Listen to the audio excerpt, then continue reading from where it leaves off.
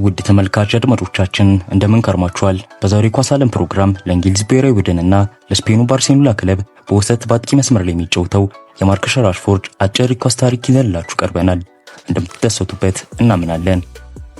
ለስፔኑ ባርሴሎና ክለብ በውሰት የሚጫወተው ማርከስ ራሽፎርድ ማን ነው? ማርከስ ራሽፎርድ የተወለደው እንደ አውሮፓውያን አቆጣጠር ኦክቶበር 31 ቀን 1997 ሲሆን የውልደቱን ቦታ በእንግሊዝ ሀገር ማንቸስተር ውስጥ ልዩ ስሟ ዋይተንሻዊ በተባለች ቦታ ነው። የራሽፎርድ ዘር ግንድ እንደሚመዘዘው በአባቱ ከወደ ጃማይካና በእናቱ ደግሞ በሁለቱ አሜሪካ መካከል በምትገኝ ሳይንት ኪቲስ ከምትባል ደሴት ሲሆን የራሽፎርድ እናት ሜላኒ ልጆቿን የተለያየ ስራ እያሰራች እንዳሳደገቻቸውና ለራሽፎርድም እዚህ ቦታ ላይ መድረስ ከፍተኛውን ድርሻ እንደምትወስድ ይነገራል። ራሽፎርድ በአሁን ሰዓት ለላሊጋው ክለብ ባርሴሎና ከፕሪሚየር ሊጉ ክለብ ማንቸስተር ዩናይትድ በውሰት በመጫወት ላይ ሲገኝ ከክለብ ስራውን በተጨማሪ ለእንግሊዝ ብሔራዊ ቡድንም እየተጫወተ ያለ እንግሊዛዊ ፕሮፌሽናል ኩርስ ተጫዋች ነው።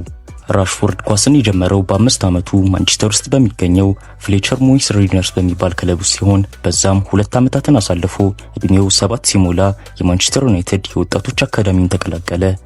እዛም በወጣቶች ቡድን ውስጥ ለ10 ዓመታት ከተጫወተ በኋላ ወደ ዋናው የማንቸስተር ዩናይትድ ቡድን በ2015 እድገት አግኝቶ ገባ።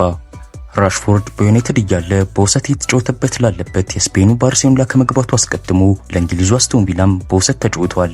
ራሽፎርድ ከቡድን ስራው በተጨማሪ በብሔራዊ ቡድን ደረጃ ከ16፣ 18፣ 20 እና 21 ዓመት በታች ቡድኖች ውስጥ የተጫወተ ሲሆን በአሁኑ ሰዓት ደግሞ ለዋናው ብሔራዊ ቡድንም በመጫወት ላይ ይገኛል።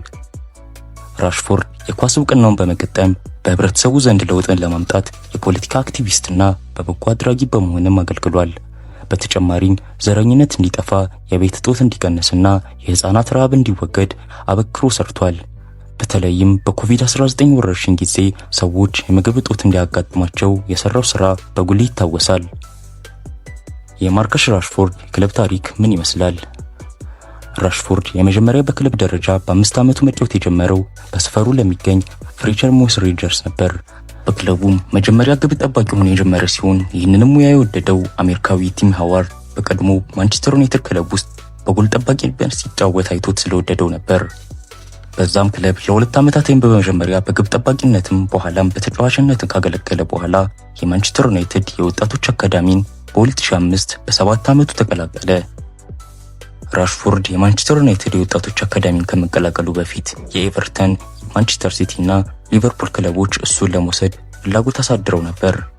በተጨማሪም ከማንቸስተር ሲቲ ጋር የአንድ ሳምንት ልምምድ አድርጎ የነበረ ሲሆን ሆኖም ግን የወላጆቹ ፍላጎት ተወልዶ ያደገበት ከተማ ቡድን እንዲቀላቀል ስለነበር እሱም የእነሱን ሐሳብ ደግፎ የማንቸስተር ዩናይትድ ወጣቶች ቡድንን ተቀላቀለ።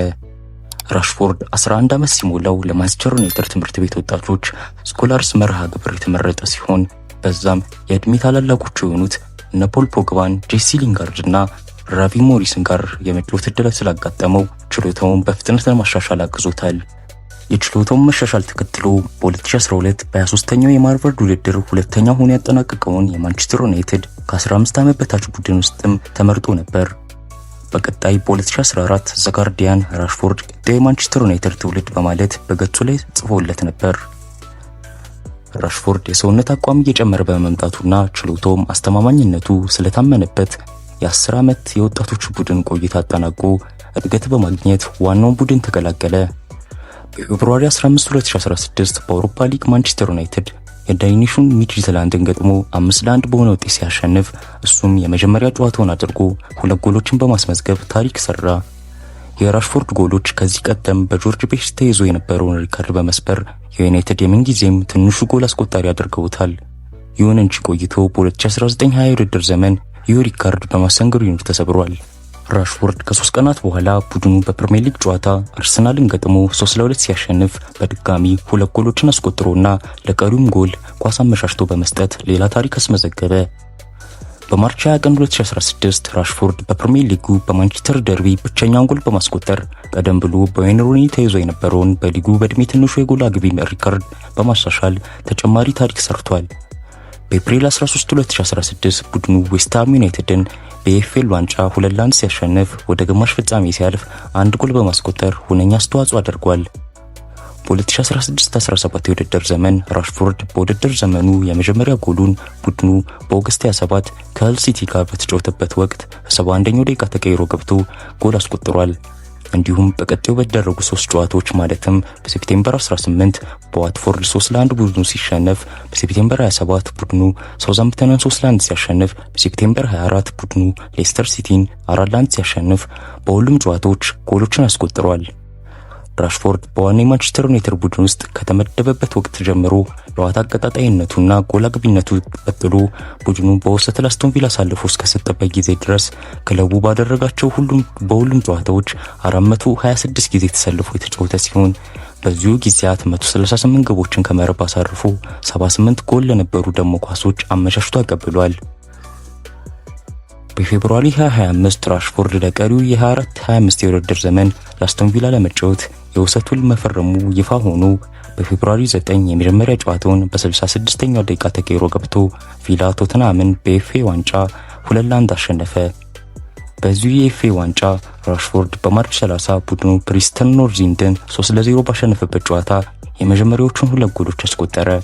ከ3 ቀናት በኋላ ደግሞ በፕሪሚየር ሊጉ ብራይተንን 3-0 ሲያሸንፍ 1 ጎል በማስቆጠር በአዲሱ ክለብ ውስጥ ጎል አግቢነቱን አስመዘከረ። በቀጣይ በ2025-26 የውድድር ዘመን ራሽፎርድ በረዥም የውሰት ውል ለስፔኑ ባርሴሎና ክለብ ተሰጠ። በባርሳም መጀመሪያ ጨዋታውን በኦገስት 16 2025 ተቀይሮ ገብቶ ቡድኑ ማዮርካን 3-0 ሲያሸንፍ መጫወት ጀመረ። በመቀጠልም በሴፕቴምበር 18 2025 ባርሴሎና ቻምፒየንስ ሊግ ላይ ኒውካስትል ዩናይትድን 2-1 ሲያሸንፍ ሁለቱንም ጎሎች ከመረብ በማሳረፍ ጅማሮን የተሳካ አድርጎለታል። የማርከስ ራሽፎርድ የብሔራዊ ቡድን ተሳትፎ ምን ይመስላል? ራሽፎርድ በብሔራዊ ቡድን ደረጃ ከ2012 ጀምሮ እስከ 2016 ለእንግሊዝ ከ16፣ 18፣ 20 እና 21 ዓመት በታች ቡድን ውስጥ 7 ጨዋታዎችን ብቻ ተጫውቶና 3 ጎሎችን አስቆጥሮ በአሰልጣኞቹ አስተማማኝ ብቃት ላይ መገኘቱ ስለታመነበት በ2016 ለዋናው ብሔራዊ ቡድን ተመረጠ። የራሽፎርድ የመጀመሪያው ምርጫው የነበረው በ18 ዓመቱ በሜይ 2016 እንግሊዝ ለዩሮ 2016 ዝግጅት ላይ በነበረበት ጊዜ ነበር። የመጀመሪያ ጨዋታውን በሜይ 27 እንግሊዝ በወዳጅነት ጨዋታ አውስትራሊያን 2-1 ባሸነፈችበት ጊዜ ሲሆን በዚህም ጨዋታ የመጀመሪያ ኢንተርናሽናል ጎሉን አስቆጠረ።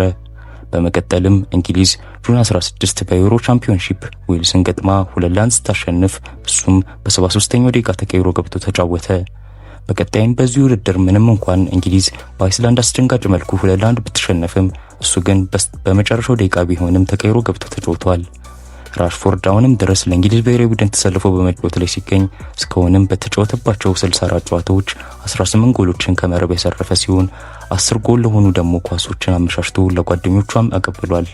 ማርከስ ራሽፎርድ በርካታ ስኬቶችን በግሉ የተቀዳጀ ሲሆን ከሞላ ጎደል የሚከተሉት ናቸው። የ2015-16 የውድድር ዘመን የማንቸስተር ዩናይትድ ከ21 ዓመት በታች ኮከብ ወጣት ተጫዋች ሆኖ ተመርጧል። የጃንዋሪ 2019፣ ሴፕቴምበር 2022፣ ጃንዋሪ እና ፌብሩዋሪ 2023 ወራቶች የፕሪሚየር ሊጉ ኮከብ ተጫዋችም ነበር።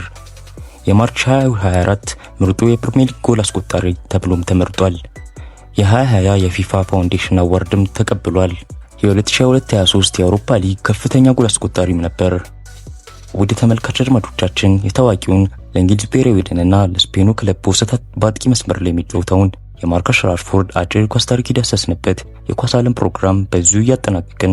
ለፕሮግራማችን አዲስ የሆናችሁ ቀጣዮቹ ዝግጅቶቻችን በቅድሚያ እንዲደርሳችሁ ሰብስክራይብ እንድታደርጉ በአክብሮት እየጠየቅን የፕሮግራማችን ቋሚ አድማጭ ተመልካቾቻችን ደግሞ ሼርና ኮሜንት በማድረግ እንደሁል ጊዜው ለዝግጅቶቻችን ድጋፋችሁን እንድትለግሱን በመጠየቅ የዕለቱን ዝግጅቶቻችንን መልካም በመመኘት አበቃን።